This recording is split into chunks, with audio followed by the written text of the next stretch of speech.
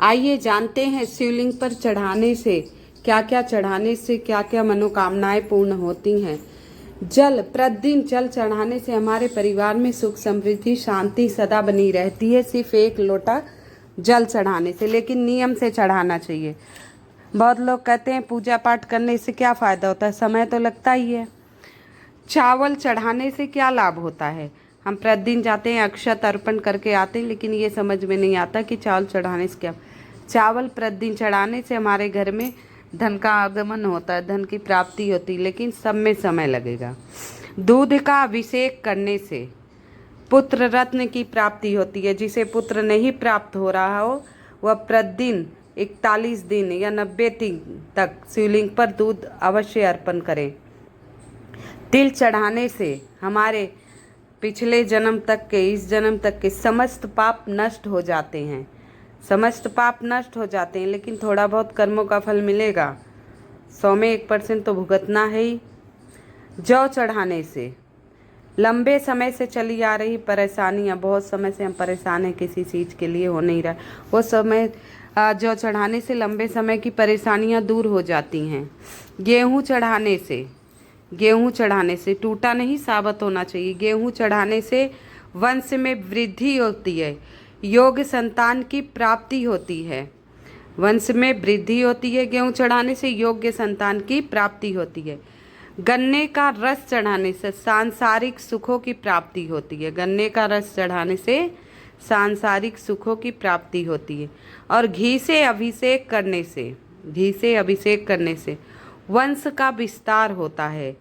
वंश का विस्तार होता है घी का अभिषेक करने से। शहद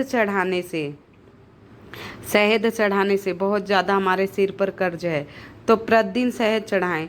शहद चढ़ाने से कर्ज से मुक्ति हो जाती है और धन में वृद्धि होती है, इसलिए शहद अवश्य चढ़ाएं। इत्र भी चढ़ाया जाता है। प्रतिदिन इत्र नियम से चढ़ाने से रोगों से मुक्ति मिलती है, बहुत पुराने रोगों से भी मुक्ति मिलती है। लेकिन हर चीज़ में नियम होना चाहिए, नहीं कि एक दिन चढ़ाया है तो चलो रोग मुक्त हो गए हम। प्रतिदिन 41 दिन तक तो चढ़ाना है। आंवला चढ़ाने से दीर्घायु होती है, अकाल मृत्यु का डर खत्म हो जाता है। आंवला चढ़ाने से दीर्घायु होती है।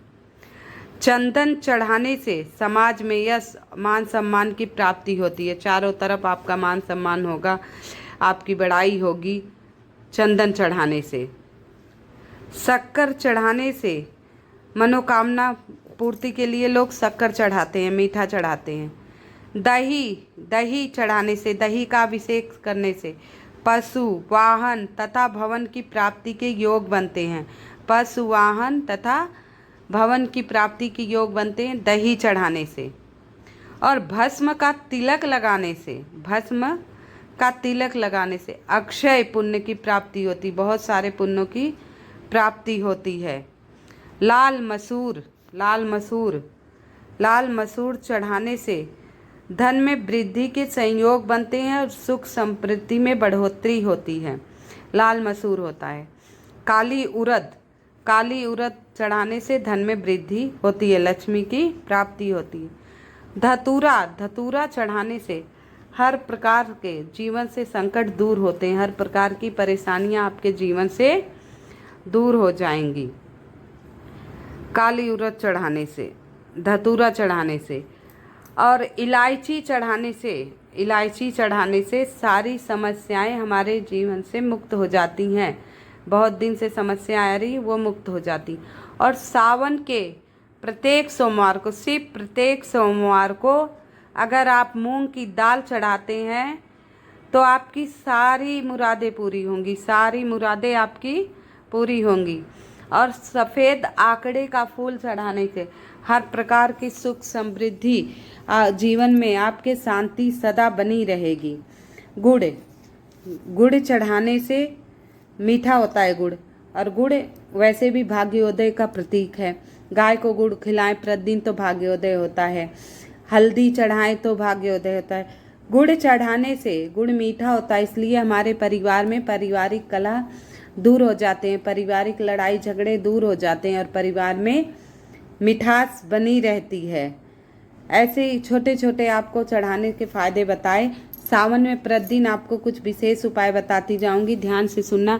अगर हमारा वीडियो आप लोगों को पसंद आए तो सिर्फ लाइक एवं सब्सक्राइब कर दीजिएगा। कमेंट में हर हर महादेव अवश्य लिखिएगा। श्री शिवाय नमस्तुभ्यम। हर हर महा